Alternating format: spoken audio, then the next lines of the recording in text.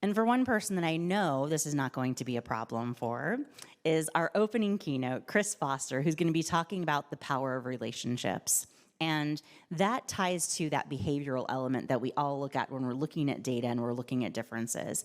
Chris Foster has been a longtime supporter of AMEC, a longtime contributor to thought leadership, to the elements that really make a difference in this industry.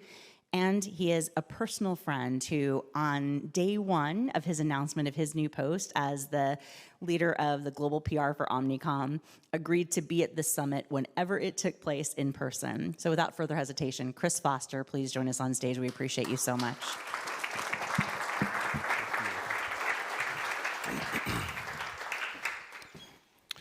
Good morning. How's everyone? We weren't even out late last night. I think how's everyone? Everyone doing okay? Listen, first of all, Jonna, thank you for that sort of really nice and thoughtful introduction. I also want to thank the other board members here. And for the fourth time, I do think it's important to thank the sponsors. So without the sponsors, we all wouldn't be here. So thank you again for the sponsors. So let me start, and I also appreciate, Jonna, you mentioning that for a lot of us, this is our first presentation, our first speech, our first keynote in a while. It is mine, right? This is my first keynote probably since, gosh, maybe December of 2019. So those of you who know me know that I rarely get nervous, and I'm not nervous now, but I'll have a little fun, so interrupt me as you can. But let me start with a big congratulations to those in the room today and online. We're here at AMEC in beautiful Austria. It's about 10 years from the time when I actually first joined AMEC. And as an industry, you've created a launch pad for PR and communications to reach unheard of heights. This unique moment, and this is a unique moment in time for our industry. During the global pandemic and the social and political and geopolitical issues that followed, clients asked us, as Richard mentioned, to do more than ever before. They were watching, and I think they're impressed, and I'll tell you why I know that. Now it's up to us to illuminate what we do best, right? To demonstrate the power of PR, to showcase the advances of evaluation, analytics, and measurement. And the good news is that as a result of a confluence of events, at this point, I think this is the moment in time where the odds are stacked in our favor. And here are a few reasons why I'm really excited about this moment. The first is omni-channel marketing. When we are now managing, and when you're managing hundreds of channels, silos can't exist. Integrated data across channels will be, and arguably is, a game changer. We also have more customer and client data than ever before. Even in a cookieless world, we know where people have been, what they've did, and to some degree can predict where they're going and what they'll even buy. We actually have analytics and technology that's so powerful it can track a piece of thought leadership from content development to purchase. And we have all of you, communicators, data providers, analytic experts, agencies, nonprofit, trade associations, brand champions. You all have the knowledge and the skills and experience to take our industry to the next level. This is the power we hold in our hands right now today. The power, we're already making tremendous impact on our industry. I believe communications is the most important tool in our toolbox as business leaders in the business. So as John mentioned, I'm Chris Foster. I lead Omnicom Public Relations Group globally, and I am so excited about the potential of our industry. But before we get started, let me ask a question to the group, because I think this is central. Show of hands, right, and maybe in the chat. Do you believe in the power of PR? Yeah. Oh, this is good. I'm excited now. Asim, I'm ready. I'm ready. I am heartened to see so many hands raised, because sometimes I'm not sure if practitioners or anyone in our industry truly believes in the enormous power of what we do every day. And I think it's imperative that we talk about it, because if we don't understand what we do and what we can do, how can we possibly measure it, right? I've been a part of AMEC, as I mentioned, for 10 of the last 25 years. I became a member when I was at a management consulting firm, Booz Allen Hamilton, and I was invited to join the board as an at-large board member and went on to be vice chair. I left the organization after a job transition, but I left the organization in the very capable and good hands of a dear friend, Richard, who's led the organization, I think, brilliantly for the past few years. My delight and a renewed interest in AMEC came, as Jonna mentioned, when I learned that she took over the job of executive director. And I don't know which conference you asked me to speak at, but I just said yes. I'll go anywhere. 2 years later, we're in Vienna. When I knew I was going to speak to you today, I thought about where we were in the maturity curve for data and analytics as an industry and as our clients. And I wondered why it didn't feel like we were making more progress, right? I know we have extraordinary technology and analytics, right? I know our clients value measurement, and I know our agencies are working hard every day proving the value of the campaigns we deliver for them. But it still feels like hard work at times to convince our clients to invest in measurement. Now, I'll admit I'm impatient, right? But one of the most useful things I've learned over the years about data is not to use data to answer questions, but to use data to figure out which questions we should be asking. So I set out in preparation for today to get some data. I talked to some OPRG agency leaders, I talked to staff, and I talked to clients around the world to ask them where they were on the measurement journey. And I heard a lot of reasons, I think they're excuses, for why our clients may not be paying for or willing to pay for data or for measurement. One is, and some of these may sound familiar, but they're intended to be slightly provocative. The first is, which is a direct quote, I get my bonus based on impressions. I'm not interested in measuring sales. Our clients don't want to pay for it. We hear that all the time, don't we? Why should I take the risk? I have data. There's just so much. I'm afraid of technology. And here's the best. This came from one of my staff. I got in the business because I like to write and be creative, not to do math. Okay? All these things may be symptoms, but I don't think they get to the heart of the problem as I see it. I suspect what's really in question is how practitioners, our clients, and all our partners view our role in the industry and our superpower, what I'll get into in a moment. I also think it relates to sort of the radical changes we're experiencing in our culture and the reasons people become brand advocates. That's changed fundamentally in the last 2 years. Times have changed, people have changed, and the tools in our toolbox have changed. But luckily, we have you all to help measure and evaluate what we can do and explain that better. But I also believe that data science and analytics has changed PR forever. High-velocity communications and a hyper-connected world have elevated our industry into new heights. In an always-on world, the risks are higher, the downsides are steeper, and actions, behaviors, and decisions and values are available for everyone to see in real time, in real view. Velocity, values, behavior change, PR was made to address these imperatives. Just look at how our role in the marketing mix has evolved in just a few short years, right? With the blurring lines between paid, earned, shared, and owned, we're buying media. We're directing media relationships. We're handling social and pop-up landing pages. We're delivering results that clients want, and they're paying for it. And advertisers are starting to come over to our side of things, like with influencer marketing, as we see often. Now, let me assure you, right, I like advertising agencies. I like my colleagues in advertising will give you 30 to 45 seconds of the best entertainment available today to make you laugh, to make you shout, to make you cry. Our ad executives are smart, and they've been using data science and analytics for years. But PR accomplishes a different goal, I think. We impact market conditions, CEO performance, employee turnover. We're engaged now in business continuity and beyond just raising awareness and driving traffic. But before I continue, let's recognize that our clients aren't buying measurement, right? If that's your sales model, then I'm here to tell you it's wrong. A pet peeve of mine is how we sell and talk about data analytics. We're asking our clients to pay for them as a separate line item in a proposal. But we can't afford to do our jobs without the data, so why are we asked for that separately? Richard, you've heard me say this for a decade now, right? But we're still doing it. We need to stop asking for additional budget and make measurement a central part of all of the campaigns we deliver. This also seems like a good point to mention that we're all in this together, as Richard mentioned, rising tide lifts all boats. Everyone in this room has a role to play as it relates to our client success. PR practitioners, data providers, collectors alike, if we all put clients at the center and we work closely together as integrated single teams, we'll grow the market. Now let me get back to clients. If clients aren't buying measurement, then what are they buying? That's sort of rhetorical. Clients want results. They're buying solutions to problems.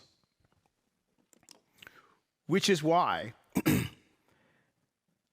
I think we have to talk a little bit differently to our clients. This was driven home to me recently when I was invited to pitch a piece of business with one of the Omnicom ad agencies. And to be honest, I'm always still quite surprised when someone in advertising or outside our industry says something to me like, I didn't realize you guys do more than just press releases, right? That is a direct quote I got about 2 months ago. So anyway, I wasn't very optimistic about doing this meeting because I figured I really wasn't trying to be in the business of press releases. But after some persuasion, I said, all right, fair enough, I'll do the meeting. One of the things, I didn't know what I'd expect to get when I sat in front of the client. The only brief I got was, the client is curious around the relationship between PR and media. I said, well, I don't know what that means. Like, what do you mean PR and media? So I said, well, let's just sort of figure it out. So in the meeting, I started asking some questions. What are you doing? How are the campaigns working? What are you seeing in your business? And the client went on to say, I don't think I have as much visibility into my reputation from some of the advertising and media I get. I said, okay, that's interesting. I said, well, you guys just did a product launch. How'd that go? How'd that work out for you? And she sort of went on. And these are very sophisticated marketers. And I said, listen, what if I could tell you that you have more data on your clients and industry than anyone out there, but your data's not talking to each other? And she goes, that's exactly my problem. She said, I get 6 reports, and I have to try to figure out what's happening from my monitoring to my brand report to this report to that report. And so we have to integrate that data. What if I can tell you we could integrate that data and let all that data talk to each other? She said, if you can do that, that would be nirvana.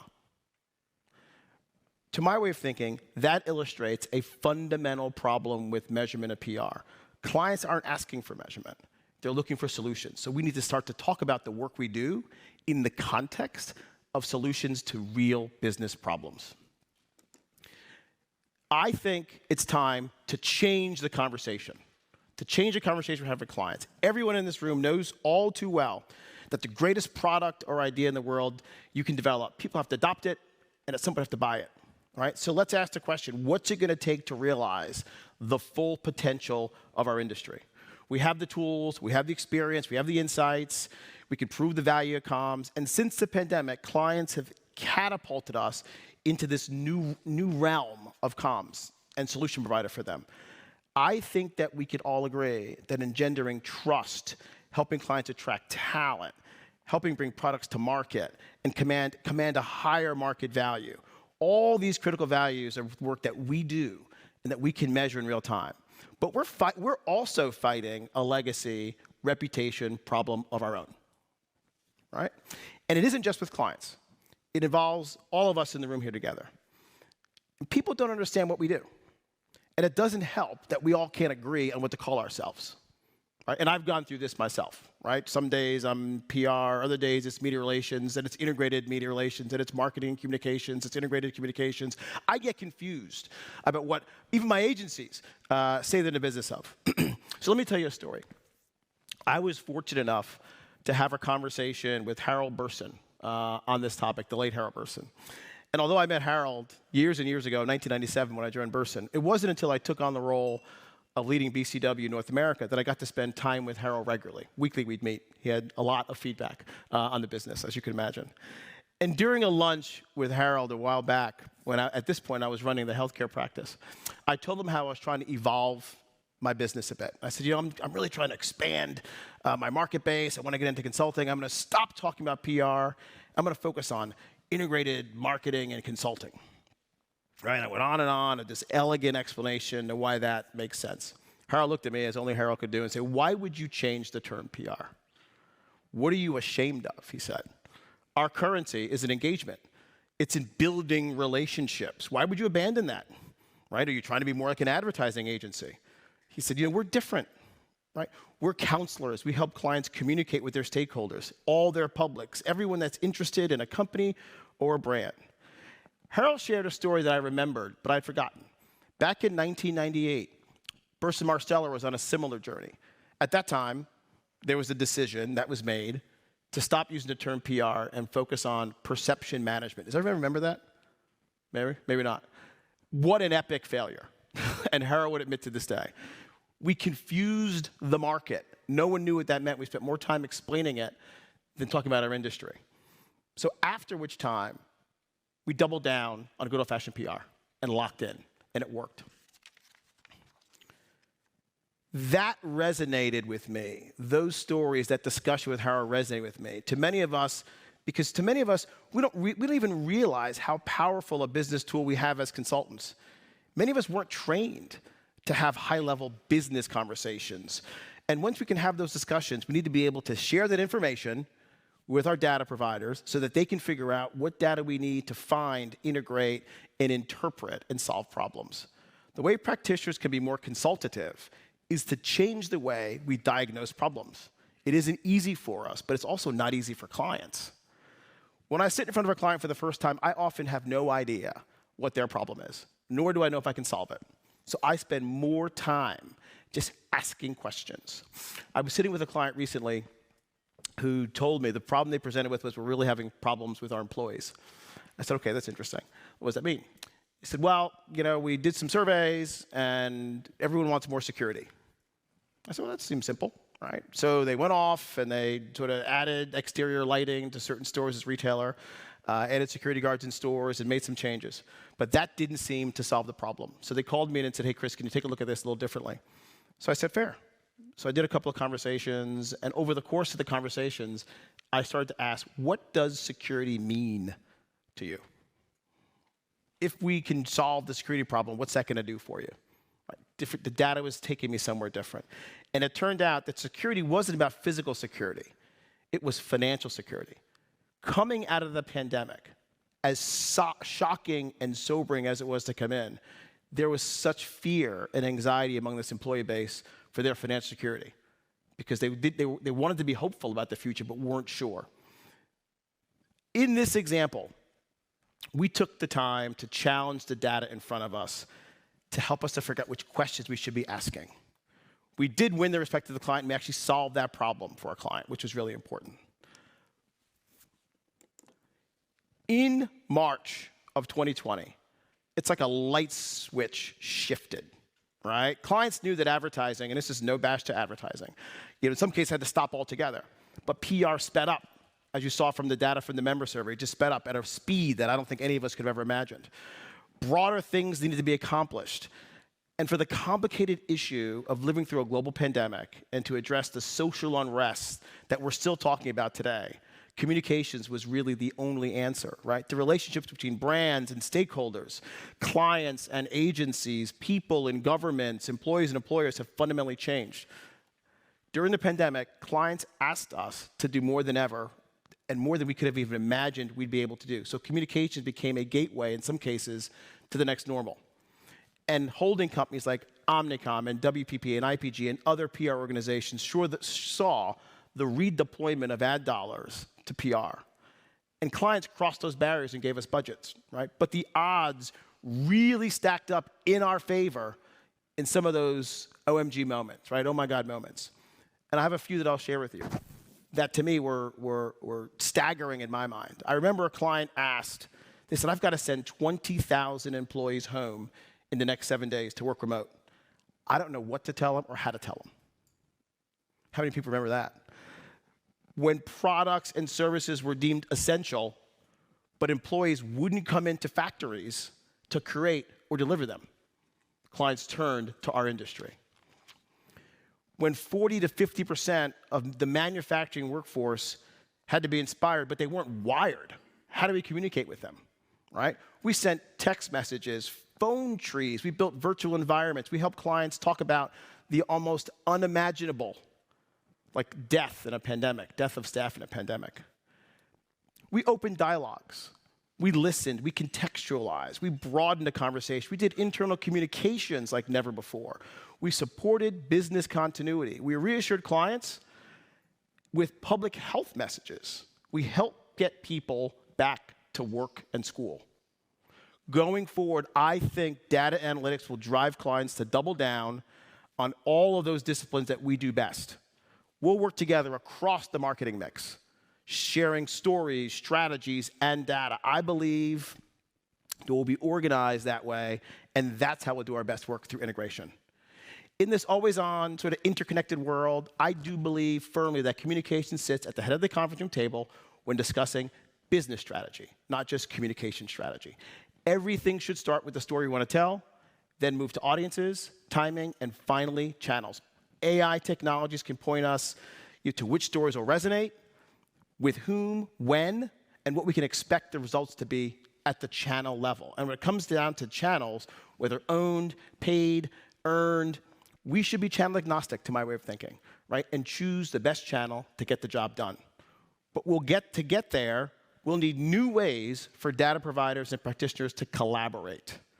Practitioners need the best, most robust data available. Data providers need data sources and new integrations to enable us to employ AI and machine learning to go deeper and to get creative solutions and insights faster. When we work collaboratively like this together, clients will stand up and take notice, and a rising tide will truly lift all boats, right? And the holy grail, not only understanding what happened 5 minutes ago, but maybe being able to provide some perspective on what may happen in the next 10 minutes. Predictive insights, I believe, will change the game. I know many of you are on that journey exploring it and delivering results there now. We have the tools and experience and the insights to do everything I've mentioned. Clients have catapulted us into a new place and role within their toolbox. Now it's time to drive home what we do by proving the results around the hard things, right? Like how relationships and reputation impact campaigns, market share and pricing. That's going to propel us to new heights. We may never have an opportunity like we have today for all the reasons I've mentioned, but this is our moment. We can fumble it, or we can continue to embrace it and move forward into the future. I believe that things will change when we realize our true potential. During the pandemic, we were expanded to areas, even different than traditional PR and earned media as we know it. Clients needed to do things that only PR and our industry could offer, and you all had to measure. One is, PR can deliver authenticity, validation, and what was most needed, express humanity. PR can broaden and contextualize concepts and create two-way conversations, because no longer are the days when consumers sit back and wait for organizations to talk to them. They want to engage in content. We want to co-create content. Only PR, I believe, can build trust, can build loyalty, and illustrate brand purpose. And PR can effectively speak to people wherever they are on their customer journey. And only PR, to my way of thinking, can deliver the two most impactful factors for business success: reputation and relationships.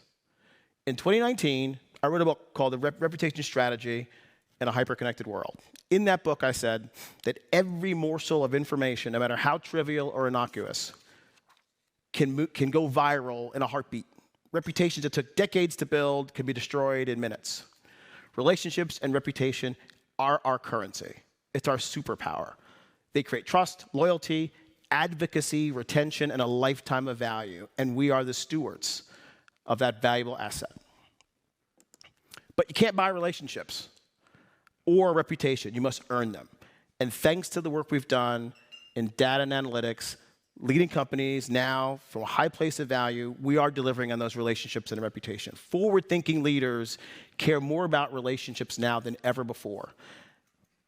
And in our business, the omnichannel world provides visibility into how to get that done. Our clients continue to redefine their businesses with their purpose, not just as capitalists in ventures, but to be part of the social, political, and cultural ecosystem. Change is a constant, and change is our sweet spot. As an industry, we thrive in change. In the next 3 years, We'll see PR agencies moving into data convergence at the same way we saw ad agencies a decade ago. We'll see data stacked, everything enabling us to leverage AI and NLP to get insights, make decisions, execute, share, and deliver results. So my ask for the data providers in the room, please forge ahead with convergence integration as fast as you can. Find new sources of data and better tools to help us understand the impact of our work culturally, politically, and economically. And as important as that is, even more so, we need to be more predictive. And I know that there feels like there's risk in predictive, but directionally, I think it's the right place to go. Even as important as that, even as we need the need for predictive, we need to create plans that get more precise around exact spend and results so our clients know what they can expect from the campaigns we deliver from them. When we choose these tactics before knowing audiences and channels, we will create long-standing value and we'll all win. Let me bring this home one further time by asking, in the future, when our clients pick up the phone and say, get me to my PR agency, why will they call? Right? What will they expect practitioners to do? What will we measure? What conversations will we have? And how will we collaborate to get the best information available quickly, prescriptively, and precisely? I believe that going forward, clients will expect us to be data-driven in every aspect of the work we do, every aspect of the customer journey, and every aspect of the marketing funnel.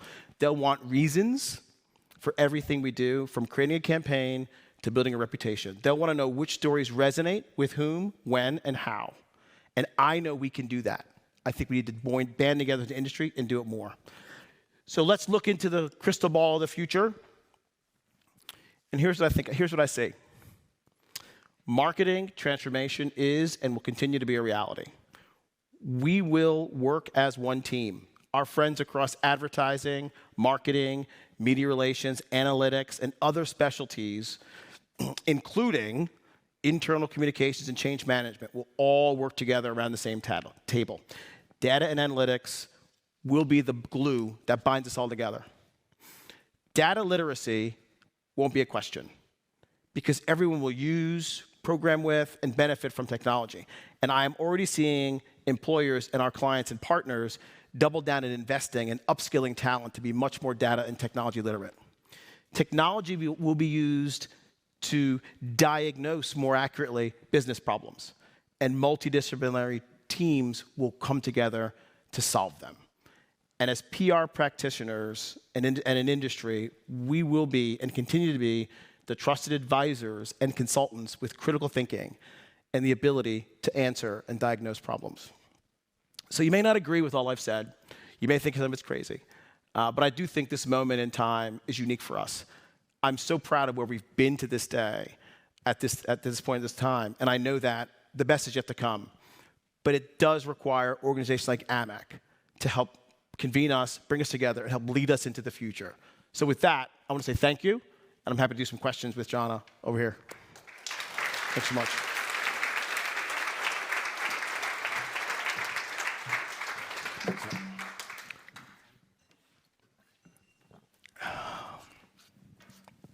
As promised, strong start, lots of great insights, lots of great thinking. Chris, thank you so much. Thank you. You know, you touched on so many things that I think not only resonate with our members and with the audience, but that also perplex us at the same time, right? To be able to navigate that. One of the things that you have the benefit of in a global role is to take that broader perspective of things, right? So many times, a lot of conversations we'll hear are steering and skewing towards the West, steering and skewing towards North America. How do you advise your teams on a global role when you're talking about language and talking about taking those stances to really use that lens to make them more effective in addressing data and some of the bias that might exist there as well? Yeah, so look, I believe data is geography agnostic, right, to some extent, and we should democratize information. But in the practice of one leading OPRG, you know, what I try to do is help my staff understand that, yes, while they may sit in North America or the client may be based in the UK, Gone are the days when, a global multinational organization, some of our clients, don't care about issues that have impacted business in APAC or LATAM. So we have to be global. We have to think about the work we do from a global perspective. Look no further than, the last 2 years to illustrate that. Now, who could have imagined, shutting a factory down for 2 weeks in mainland China could have a material impact on Walmart sales, right? You're not thinking about that in Bentonville, Arkansas. So I think we have to think more globally. That's one of the benefits, I think, to the pandemic. It's forced us to see the interconnectivity between events and processes and practices globally. And I do think data sits at the center of that. I know that at Omnicom, you're doing a lot with data. We are. Bringing that in, you have platforms, you have services. How are you upskilling your team? Those people who say, I like writing, or I don't do math. How are you upskilling them to embrace that technology element and the data part of their job now? Mary Elizabeth's doing it. So, look, here's what I'll tell you. And this is, and I've said this before, we are not short of data, technology, and analytics prowess. And not just Omnicom, I think in general. I think the next frontier is people. The next frontier is around change management. We need to not just educate our staff and the industry on the role that data plays and become more data literate. We have to trust data. We like to trust our gut, right? But our gut is okay, but I need to also trust data. So that's why I make the point about using data differently. So it frustrates me beyond my belief when someone says, I want to know what moms in UK think about pet food. So I'm going to write a series of questions that's going to give me the answer to that question. Instead of, I want to know about what the relationship is to food and animals or food and pets, right? And just take a journey and ask those different questions, and those will lead me to, I think, the problem we want to solve. But I think we have to expose more of our people to that. We have to challenge them. And in some cases, we have to mix it up and be a forcing factor, right? So I know that at Omnicom, we're hiring a little bit differently. We hire data scientists, we hire engineers, we hire behavioral economists. We still want, communications professionals, but we also I want a different set of professionals around the table diagnosing and trying to solve a client problem. But the people side of the journey is next, and we have to lead them there, we have to show them, and we have to teach them. I love that. And I think in your session talking about you can't buy relationships, it's so critical. And so in the absence of being able to clone Mary Elizabeth, which I don't know that we're too far off of that, even though I can't get a cell signal everywhere I go. But, looking at that and then diversifying your hiring, how do you bring your clients along on that so that they look to the comms professional for reliable data, so that they look to them not just with that singular question like they come to you with, but to have the trust in PR and comms professionals to say, okay, we have this broader scale of data now, and here's where we can get to some of those predictive elements, and here's where we look at, because we validated that along the way. What's that process for you? I give my clients a lens into my thinking. Like, here's how I got here, right? The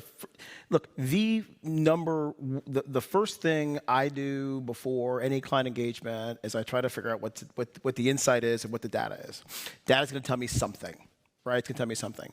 And rather than assume that our clients sort of know how we got to an answer, I take them on the journey, right? I'll take them on the journey. Here's what we did to prepare for today's meeting. As I did with you, I went and talked to these 5 people. I asked these 6 questions. That sort of confused me. So then I try to do something different. I give them a lens into my thinking, right? I'm not asking for permission to use data. I'm not asking for permission to measure a campaign. I'm sort of sharing with them, this is how we're going to work together. And you should know how I think, and feel free to challenge it. But that's how I sort of move clients along. 9 times out of 10, they're absolutely willing to take the journey with us, but they're also surprised. They're absolutely surprised with how much data we actually use every day to do our jobs. They're surprised at the analytics rigor that exists in our industry. They're surprised at how we apply that rigor to like a business problem that may be beyond a press release or a product launch. As I mentioned, we're into business continuity. We're into enterprise-wide strategy, executive positioning, CEO positioning. I mean, those are some of the other challenges we're trying to solve. And it's interesting, in the pandemic, I think people may remember an interesting pivot occurred, right? Organizations and CEOs in particular became like an incredibly trusted source for information around the pandemic and for information around like the next normal, which is where I make the comment around work was a gateway for that. But a lot of our CEOs and executives had no idea of what was next. So we had to sort of communicate more empathetically and with more humanity. By the way, to get CEOs to do that, myself included, required a lot of data so I could understand what the staff wanted. But that pivot point is a similar journey we took with our clients. I love that, which leads to my next question for you. You literally wrote the book on reputations. And so in looking at that and evolving that EQ of leadership to understand that there is that matrix that goes into reputation building and scoring, but you can't, buy your way out of bad actions. And True. so what does that look like, for those people of your team who are still like, I want to get hits, I want to get views, I want to look at influence in a different way. How do you equate that back to the reputational value in the score so that they can move the needle with the C-suite? Yeah, look, I obsess over reputation, as I think many know me do. But look, here's the deal. Sometimes I have to present both, right? Because everyone's on a different sort of pathway on the level of acceptance and maturity, and our reliance on data as we use it. So sometimes I do have to reluctantly present impressions, right? And I would not do like the visits or whatever that stuff is to sites, because that would just make me want to just be sad. But I do have to do that. But while I'm doing that, I'm also introducing other data sets, right? So I have to do both. I've got to meet people where they are, not where I want them to be, right? So I'm going to try to use every engagement, every interaction to try to move someone along, and that's myself included. So it's really it depends on the situation, but I'm trying to move people along. So I will oftentimes present both, but I'll spend much more time on the data and analytics that we have. It's very disarming for the marketers at times. But I love that, because that's also part of that EQ, right? I mean, you're able to exercise that to then meet them, and it makes such a huge difference. If we have people who are looking for a job, people who are looking to work with Omnicom, what's your ideal ecosystem within your organization of people who want to work with you, want to work for you in the next 2 to 5 years? Who do you look like in that profile, and for the people who are partnering with you? All right, so I'm going to answer this in 2 different ways. The OPRG portfolio companies, think about it in sort of 3 big buckets, right? You have your large global agencies, Ketchum, Fleischman, Porter. Then I have a cohort of more public affairs and corporate agencies, and then a cohort of consulting firms. For all of them across the board, I need people who show up to work every day with curiosity and their imaginations. Those are the best tools that I have, right? Best tools we need.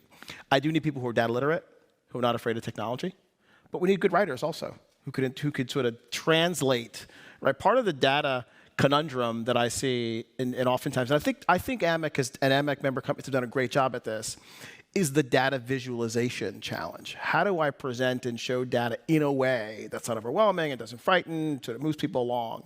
So I do need, those who are skilled in that, whether it's Tableau or whatever that may be.